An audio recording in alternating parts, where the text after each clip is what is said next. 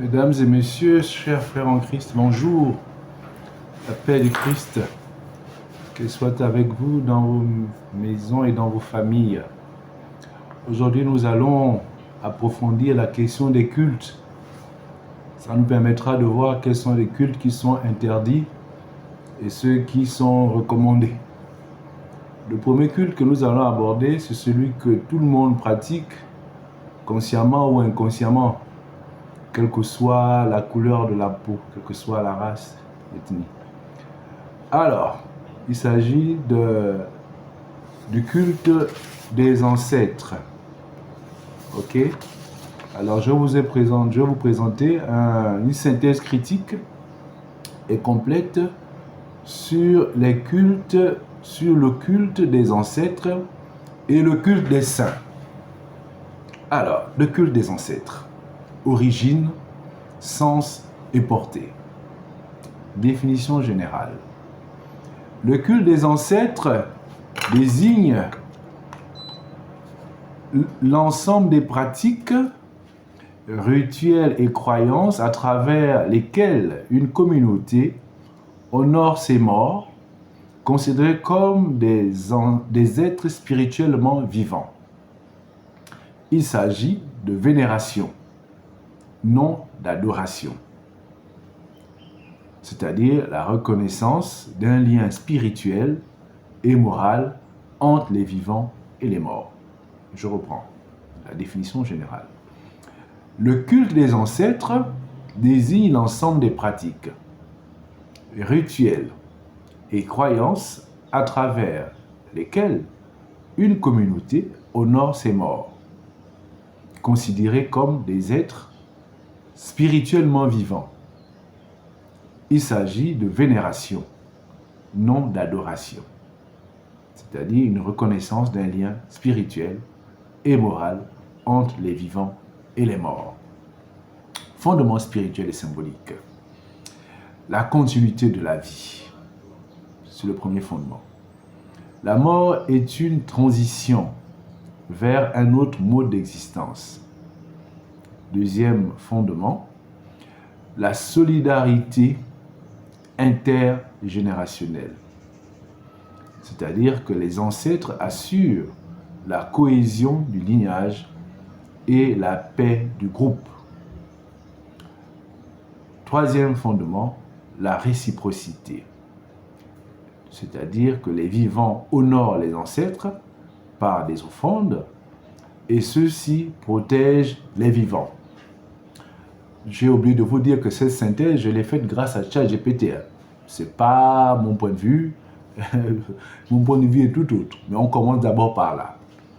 Et à la fin, je vais vous donner quel est mon sentiment, mon point de vue sur le culte des ancêtres. Voilà. Alors, le culte des ancêtres en Afrique. C'est le troisième point ou la troisième section dans le développement sur le culte des ancêtres. Alors, le culte des ancêtres en Afrique. Les ancêtres Boukoulou, Mizimu, Bidumbi, chez moi en Guissi on dit Bogoulou, sont des intermédiaires entre Dieu, Nzambi, Nzambe, Magebe, Mabege, etc. et les hommes. Donc les ancêtres sont des intermédiaires entre Dieu et les hommes. En Afrique, hein? C'est le point de vue des Africains d'après ChatGPT. Le culte comprend les libations, invocations, autels, fêtes, etc. Il assure la cohésion sociale et la continuité spirituelle. Un peu plus tard, on va essayer de faire un développement sur justement les libations et la nourriture qu'on donne aux ancêtres. Est-ce que vraiment les ancêtres ont besoin de manger encore? Ça va faire l'objet d'un autre débat. Sinon, pour l'instant, on continue. 4. La dimension philosophique et théologique. Le culte repose sur une anthropologie spirituelle unifiée, c'est-à-dire que l'homme appartient à une chaîne de vie continue. Dieu est principe suprême. Les ancêtres en sont les relais spirituels. Ça, c'est la dimension philosophique et théologique. Alors, en point 5, c'est la critique et malentendu. Les missionnaires ont souvent mal interprété ces pratiques comme idolâtriques. En réalité, il s'agit d'un culte de mémoire et de reconnaissance, à condition qu'il ne dérive pas vers la superstition. Parce qu'effectivement, il y a souvent des dérives. On va y revenir sur les dérives. Deuxième grand point, tout à l'heure, c'était le culte des ancêtres, origine, sens et portée. Maintenant, nous allons voir le culte des saints, origine, sens et rôle dans le christianisme. Définition. Le culte, il faut bien suivre, le culte des saints est la vénération d'hommes et de femmes, reconnus pour leur sainteté et leur fidélité à Dieu. Ils sont intercesseurs et modèles de foi, non objets d'adoration. Mais sachez déjà que avant même qu'ils ne soient décanonisés saints, en vérité, ils intercédaient déjà. Parce que quand vous êtes chrétien, une centenaire du Christ, vous intercédez déjà, même de votre vivant. Ce n'est pas après la mort que ça s'est passé, c'est déjà de votre vivant. Vous avez déjà commencé par vos prières à intercéder. Je vous ai pris le cas d'Abraham, qui pour moi, de mon point de vue, notre point biblique, est le premier des grands intercesseurs. Donc la plupart des chrétiens que vous voyez là, les vrais chrétiens, ce sont des intercesseurs, la plupart d'entre eux. Donc il n'est pas surprenant qu'après leur mort, puisque nous les chrétiens, nous ne mourrons pas, hein, nous vivons après la mort. C'est ça la vie éternelle à laquelle Jésus-Christ nous a, comment dirais-je, qu'elle nous a enseigné, à laquelle il nous a appelés, à la vie éternelle. Donc les chrétiens continuent à intercéder, même après leur mort. Les vrais chrétiens, surtout les saints. Donc ce n'est pas surprenant. 2. Fondement biblique et théologique du culte des saints. La Bible enseigne la communion des saints. C'est dans Hébreux, chapitre 12, verset 1, et dans Apocalypse, chapitre 5, verset 8.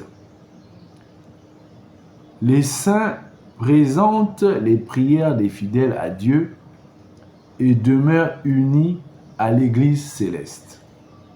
C'était là le fondement biblique et théologique. Donc je reprends ce fondement-là. La Bible enseigne la communion des saints. C'est dans Hébreux chapitre 12, verset 1 et dans Apocalypse chapitre 5, verset 8.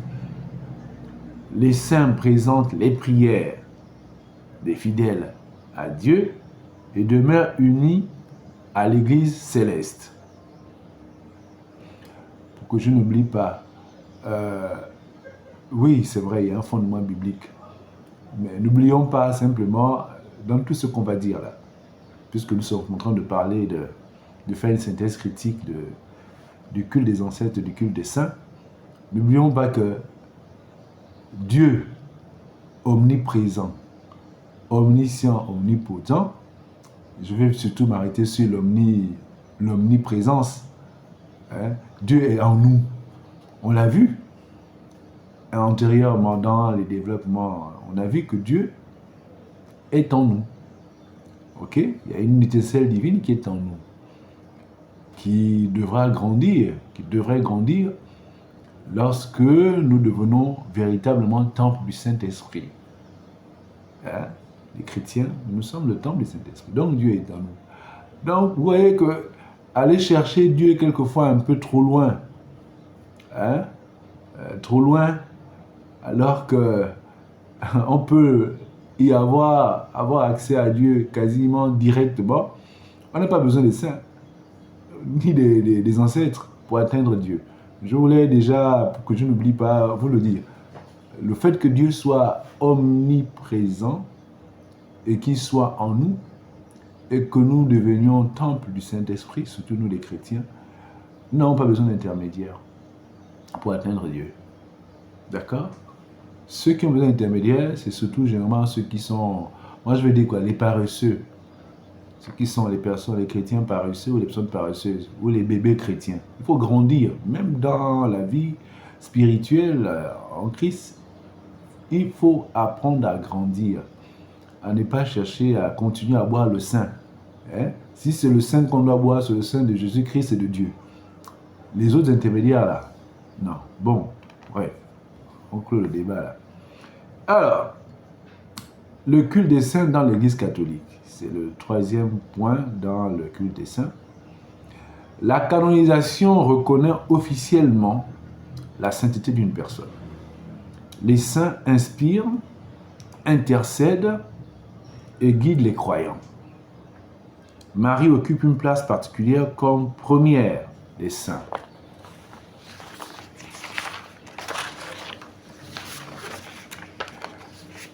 Quatre, distinction essentielle. Adoration ou latrie. L'adoration est réservée à Dieu. Adoration ou latrie, l'adoration est réservée à Dieu. La vénération ou dulie, c'est celle qui est rendue au saint. La vénération est rendue au saint. Hyperdulie, vénération spéciale pour Marie. Il faut bien distinguer ces trois, on va dire quoi, dimensions dans les cultes, surtout chez les catholiques, chez nous les catholiques. L'adoration, c'est à Dieu, est réservée à Dieu. La vénération ou dulie est rendue au saint. L'hyperdulie, c'est la vénération spéciale pour Marie. D'accord? 5. Critique et débat. Alors, certains protestants rejettent ce culte, c'est-à-dire le culte des saints. Les protestants rejettent le culte des saints, y voyant une dérive idolâtrique. Cependant, bien compris, il exprime la communion spirituelle universelle en Christ. C'est très bien. ChatGPT est formidable. Donc, certains protestants rejettent ce culte, y voyant une dérive idolâtrique. Oui, ça peut dériver. On peut dériver vers l'idolâtrie. On est tout à fait d'accord. Cependant, ce culte des saints bien compris, il exprime la communion universelle, la communion spirituelle universelle en Christ. Nous sommes le corps de Christ. Donc nous sommes en communion. Que ce soit entre nous chrétiens vivants ou chrétiens morts, nous sommes en communion dans le corps du Christ.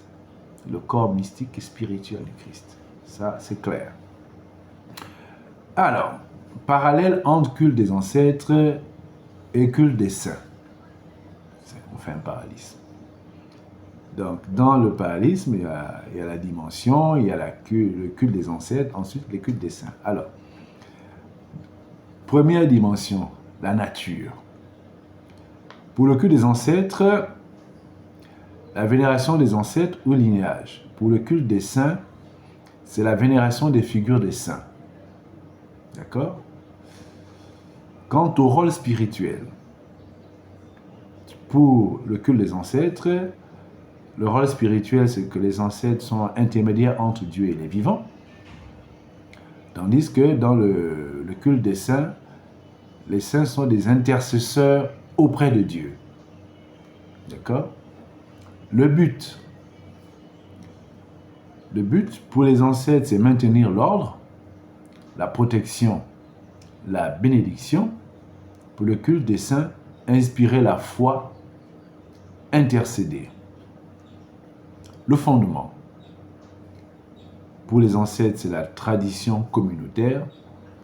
Pour le culte des saints, c'est la révélation chrétienne. Les risques. Il y a la superstition pour le culte des ancêtres et la magie. Effectivement, dans le culte des ancêtres, il y a le risque de faire de la magie. Pourquoi? Quand vous faites surtout les magiciens et les sorciers, au lieu de vénérer tranquillement l'ancêtre, qu'est-ce qu'ils font? soit c'est eux-mêmes qui précipitent quelqu'un, des sorciers, et puis l'âme là, ils la capturent et la retiennent captive, soit la personne est morte, ils vont profaner les tombes, ils prennent ou bien même le jour de la mort, ils prennent une relique, hein. Elle peut être corporelle, bon, ça va être un peu difficile. Oui, ils peuvent couper un doigt, un pied, un orteil, une ongle, une relique corporelle, ou bien des vêtements, et comme ça, ils retiennent l'âme là captive. Ça, c'est de la magie. Et ça, c'est interdit. Laissez l'âme libre telle que Dieu l'a créée. Ce n'est pas vous qui êtes son créateur pour l'envoyer en captivité, pour qu'elle puisse vous rendre des petits services. Hein, hein, comme ça, vous l'envoyez, vous prendre des informations, vous l'envoyez parfois même, comme chez les Poumous là-bas, il y a Ebungu, vous l'envoyez travailler dans des champs dans d'autres régions. Hein, là, quoi qu'Ebungu, ce n'est même pas l'âme. Vous ramenez la personne à une certaine vie, je n'ose pas dire à la vie, et puis vous l'envoyez dans une région pour aller travailler. Non, non, non, ça c'est la magie. C'est interdit par Dieu. Dieu a créé toute âme libre. Il faut que cette liberté-là, l'âme ait la liberté de faire ce qu'elle veut pendant et après sa mort. Donc ne retenez pas les âmes captives ici. Pour le christianisme, le culte des saints, il peut avoir effectivement un risque de déviation idolâtrique. Surtout chez nous les catholiques. Ah, nous les catholiques, on est formidables. On est vraiment formidables.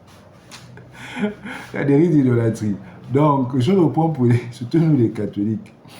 Hein, les saints, oui, ils peuvent intercéder. Déjà, je vous ai dit que de leur vivant, avant qu'ils ne soient canonisés saints, ils intercédaient déjà. Les chrétiens qui par leur prière, ils intercèdent. Ça, c'est clair. Je vous ai pris le cas d'Abraham pour être calé à la Bible, où Abraham, quand il a intercédé pour Sodome et Gomorrhe, hein, vous vous souvenez, donc les chrétiens sont des intercesseurs par excellence. Les vrais chrétiens hein, sont des intercesseurs par excellence. D'accord? Et c'est pas, comment dirais-je, étonnant que même après leur mort, puisque pour nous les chrétiens, il y a la vie après la mort, hein, après la mort physique, il y a la vie éternelle. Il n'est pas étonnant qu'ils continuent à intercéder. Maintenant, il ne faut pas également que nous qui sommes restés sur la terre, les vivants, nous nous mettions à trop fatiguer les saints. Ils ont aussi besoin de se reposer. Hein. Ils ont eu leur temps, ils ont fait leur temps, ils ont travaillé, ils ont vécu avec nous, ils ont travaillé sur la terre, ils ont rendu beaucoup de services à l'humanité. Maintenant, de temps en temps, il faut qu'ils se reposent aussi. Hein. Il ne faut pas tous les jours les appeler à l'aide. Non, non, non, non, ça c'est un comportement... non, non, là, ça vous infantilise même vous en tant que chrétien. Vous voulez rester éternellement bébé hein? S'il faut grandir, il faut de temps en temps, c'est vrai, je dis de temps en temps, peut-être pas tout le temps, il faut apprendre à se passer des saints. Ok? On peut s'en inspirer comme modèle, mais il ne faut pas les appeler tous les jours pour qu'ils puissent vous rendre des services. Non, non, non, non, non, non, non. Ça ressemble à de la servitude, à de l'idolâtrie. Ce n'est pas ce que l'on vous recommande. Il peut vous donner des conseils, oui, parce que nous sommes dans le même, on va dire quoi, ce sont nos dévanciers. Mais il ne faut pas en faire, faut pas trop en faire. Hein. Et apprenez à vous débrouiller comme des chrétiens responsables, à grandir en esprit, dans la spiritualité chrétienne. Apprenez à grandir, à ne pas rester bébé. Apprenez à grandir, hein, à faire un plutôt avec Dieu, à se fondre avec la divinité, hein, à aimer Dieu. C'est ce qui est recommandable. D'accord? C'est ça, quand vous fusionnez et vous aimez Dieu, la propriété de l'amour, c'est de créer la fusion. Vous également, vous deviendrez saints, puisque nous sommes tous appelés à la sainteté. Nous sommes tous appelés à la sainteté. Donc, c'est à Dieu. Hein, faites la fusion avec Dieu, dans l'amour. Dans l'amour. Et avec Christ, bien sûr. Alors, la petite synthèse sur le parallèle entre culte des ancêtres et culte des saints. Les deux cultes traduisent la même aspiration. Continuité de la vie, solidarité intergénérationnelle et union entre terre et ciel. D'accord? Bien. Lecture critique et philosophique. C'est le point 4. Anthropologique. Besoin universel de lien avec les morts. C'est un besoin que les anthropologues ont. Besoin universel de lien avec les morts. Spirituel maintenant. 2. Conviction que la vie transcende la mort. Donc les humains sont convaincus que la vie transcende la mort. Théologique. Lecture critique et philosophique. On a vu anthropologique, spirituel, maintenant on est en théologique. Les ancêtres comme relais, les saints comme témoins en Christ. Les ancêtres comme relais, les saints comme témoins en Christ. Témoins en Christ. On n'a pas dit relais, témoins en Christ. Sur le plan moral, la lecture critique et philosophique sur le plan moral, invitation à l'imitation du bien. Invitation à l'imitation du bien. La critique risque de remplacer la foi par la peur ou la superstition. Risque de remplacer la foi par la peur ou la superstition. Conclusion. Le culte des ancêtres et le culte des saints expriment la même dynamique spirituelle. Le culte des ancêtres et le culte des saints expriment la même dynamique spirituelle, c'est-à-dire honorer la mémoire, vivre la continuité de l'être et reconnaître la présence du divin dans la communauté. L'un est enraciné dans la cosmologie africaine, l'autre dans la théologie chrétienne. Mais tous deux affirment la transcendance de la vie et l'unité de la famille spirituelle universelle. Ok? Bien. On peut dire, pour ajouter à cette conclusion, que le culte des saints, la vénération des saints, peut être perçue comme une version améliorée. Une version peut être perçue comme une version améliorée du culte des ancêtres.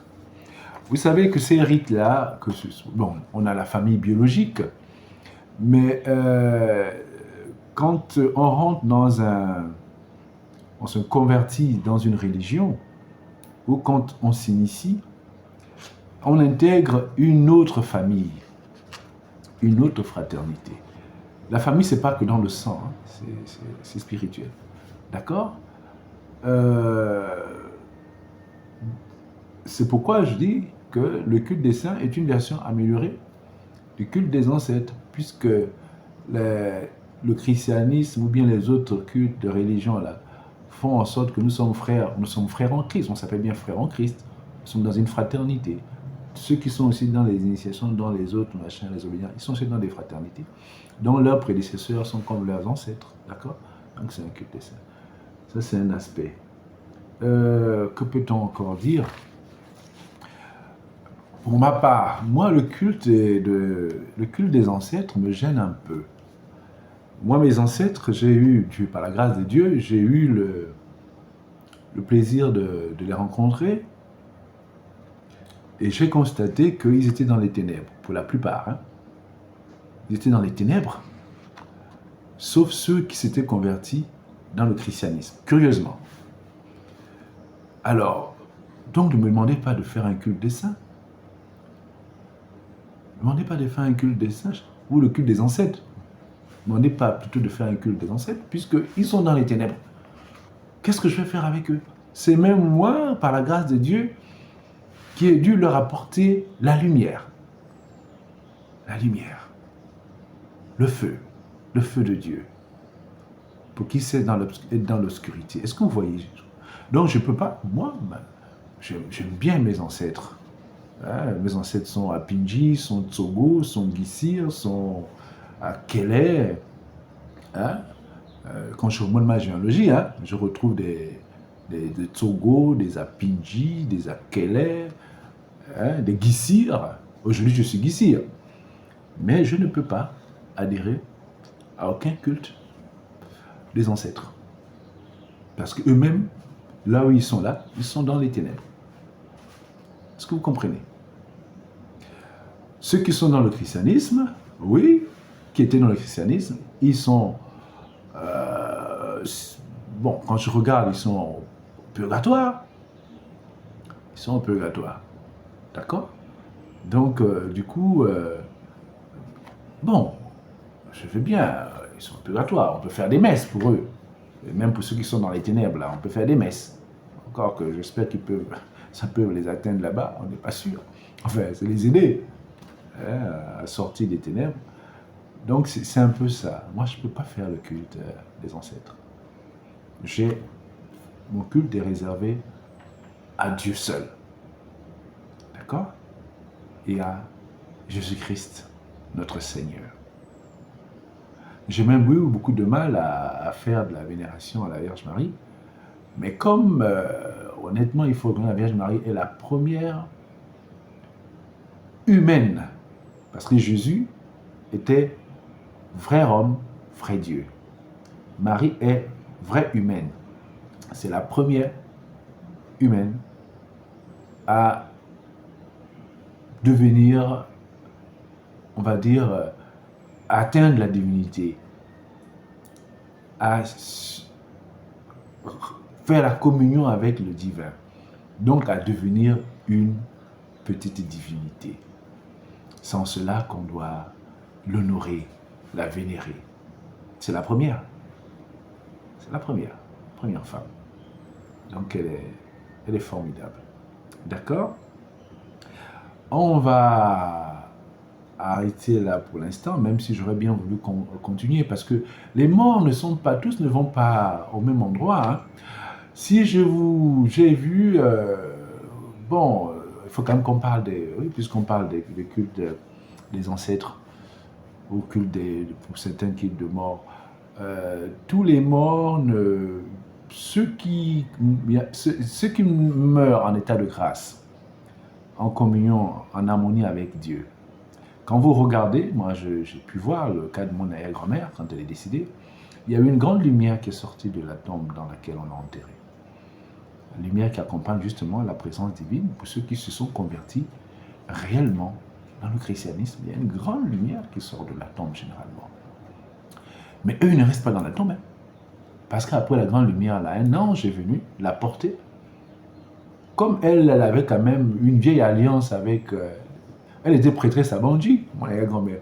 Donc elle avait une vieille alliance avec les esprits des eaux quelque part là-bas. Mais l'ange a dû la porter pour éviter qu'elle aille dans les eaux à cause de son alliance. Vous comprenez? Elle est morte en état de grâce. Donc l'ange est venu, l'a pris, l'a amené. Ok? Maintenant, il y a des morts. Moi, je connais une dame qui est morte dans le péché. Non seulement elle est morte du VIH, mais complètement dans le péché. Elle ne s'était jamais convertie en Christ. Mais je vous assure, c'était une âme en peine. Hein. Vous imaginez une âme en peine? Vous n'avez même pas idée à quoi ça ressemble une âme en peine. Son corps était criblé. Vous voyez les stigmates qu'ont ceux qui ont le VIH là. Vous voyez? Son corps était criblé de stigmates, de ces stigmates-là, complètement criblé. À telle enseigne que ces stigmates-là étaient tellement, on va dire quoi, c'est-à-dire que ça, on va dire que, oui, sur le corps physique, elle portait des stigmates, mais les stigmates avaient atteint son âme. Est-ce que vous voyez un peu? Les stigmates ayant atteint son âme, donc son âme c'était comme si l'âme était trouée. Chaque stigmate était un trou dans son âme. Est-ce que vous voyez ce que ça fait? Donc, la forme humanoïde, vous ne voyez que des trous transpercés. Transpercés. L'âme est transpercée. Une âme en peine. Complètement en peine. C'est affreux à voir. Vous ne pouvez pas imaginer comment c'est affreux à voir. Vous avez vu un chien quand le chien perd ses poils et tout ça là. Quand il perd complètement ses poils, dû à, je ne sais pas quelle maladie les chiens ont souvent là, quand ils perdent complètement leurs poils et que même au niveau de la peau, vous voyez même des stigmates. C'est un peu comme ça. Mais pire que ça. Pire que ça, parce que l'âme ne s'est pas réconciliée avec Dieu. Et vous voulez qu'on fasse le culte des ancêtres? Avec des âmes comme ça perdues? Non. C'est pas possible. C'est vrai que dans le culte des ancêtres officiels de nous les Africains, on prenait ce qui était recommandé. Il fallait que ce soit une âme vénérable, qui a bien vécu sur la terre, qui a été, on va dire, dans la famille, quelqu'un, un patriarche, un véritable patriarche, qui a aimé la famille et qui avait recommandé qu'après sa mort, l'on puisse utiliser une de ses reliques, corporelles ou que ce que vous voulez. C'était comme ça, le culte d'ancêtre. Ce n'était pas un truc forcé où, dès que la personne meurt, vous, dans vos pratiques de magie, vous commencez à récupérer des reliques et vous en faites un esprit, vous la contraignez à travailler pour vous, au-delà après la mort. Non, ce n'était pas comme ça. Ça, c'est de la magie, de la sorcellerie. Dans le véritable culte des ancêtres africains, c'est du vivant de la personne qui a aimé la famille, qui vous autorisait à s'inscrire dans cette logique-là.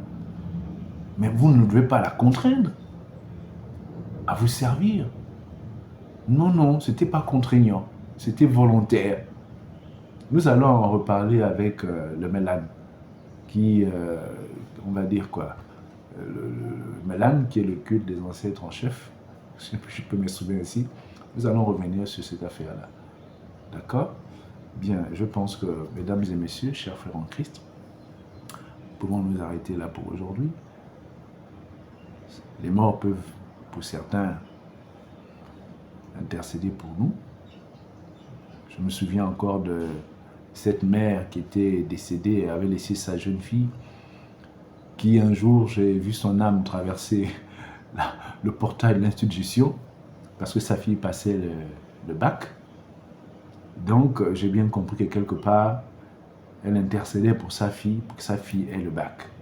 C'est pourquoi l'âme avait traversé, pour rentrer dans l'institution. D'accord? Ça peut arriver.